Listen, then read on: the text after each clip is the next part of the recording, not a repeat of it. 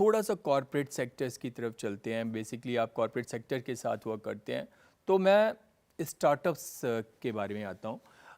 जो लोग स्टार्टअप्स कर रहे हैं, और बिकॉज स्टार्टअप्स एंड कॉरपोरेट्स में टाइम इज़ मनी बेसिकली, तो ये लोग कैसे हेल्प ले सकते हैं और कैसे अपने बिजनेस प्लान्स को और कैसे कोर ओवर और भारत जीपीटी की मदद से अपने बिजनेस को ग्रोथ कर सकते हैं? बिल्कुल। जैसे 3-4 चीज़ें हैं जो जिसमें एआई और स्पेशली जो हम करते हैं कन्वर्सेशनल एआई उसको बोलते हैं, वो कोई भी कंपनी हो उसको कैसे हमारे प्लेटफॉर्म को यूज़ कर सकती है। एक बड़ा लो हैंगिंग है कस्टमर सपोर्ट को ऑटोमेट करना। ओके। कि अगर आप, जैसे मैं कंपनीज का जो भी नाम लिया, तो उनके पास तो मिलियंस ऑफ यूज़र्स डेली आते हैं, even 10 million plus users daily आते हैं, 1 करोड़ से भी ज़्यादा यूज़र्स आते हैं कुछ कंपनीज में। तो लोगों को काफ़ी क्वेश्चंस रहते हैं और ऑलमोस्ट सेम क्वेश्चंस ही लोग अलग अलग पूछते हैं।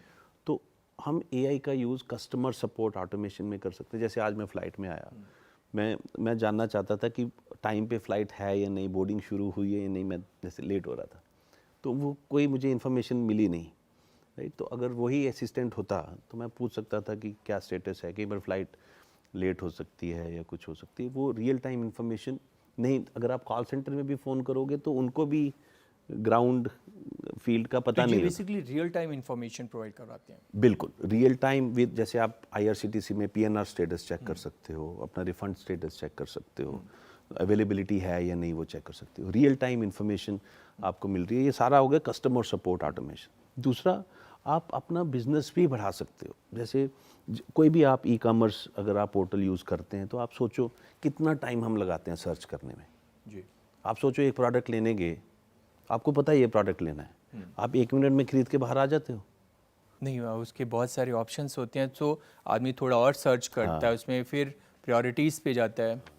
काफ़ी टाइम लग जाता है। तो उसमें अगर आप सोचो जैसे आप स्टोर में जाते हो, है ना, तो आप बोलते हो कि भैया मुझे ऐसा ऐसा चाहिए, तो उसको पता होता है कि ये ले लो। वो बोला नहीं, मैं कह रहा हूँ ये ले लो। अब मुझे लगता है कि आप इंडिया में ई कॉमर्स कितना है, डिजिटल कॉमर्स अराउंड 5 to 6%। जी।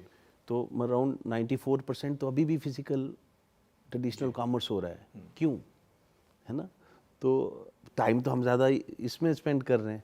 लगता है काफ़ी न्यूएंसेस हैं जिसमें एआई हमारी हेल्प कर सकता है। एक ही अगर मैं सिर्फ बोलूं कि अच्छा मेरा इतना बजट है, ये चीज़ें मैं सोच रहा हूं, तो बताओ क्या होना चाहिए मेरे लिए। तो एक सर्च नेचुरल हो, और दूसरा पर्सनलाइजेशन हो। उसको पता होना चाहिए कि इस बंदे को इस बजट के हिसाब से, उस एरिया के हिसाब से ये प्रोडक्ट रिकमेंड करना चाहिए। जनरली हम दोस्त की बात मानते हैं, राइट, कि भाई ये लिया हुआ है तो ले ले। तो ये बेसिकली आपके एक दोस्त की तरह, एक सलाहकार की तरह काम बिल्कुल करता है। बिल्कुल।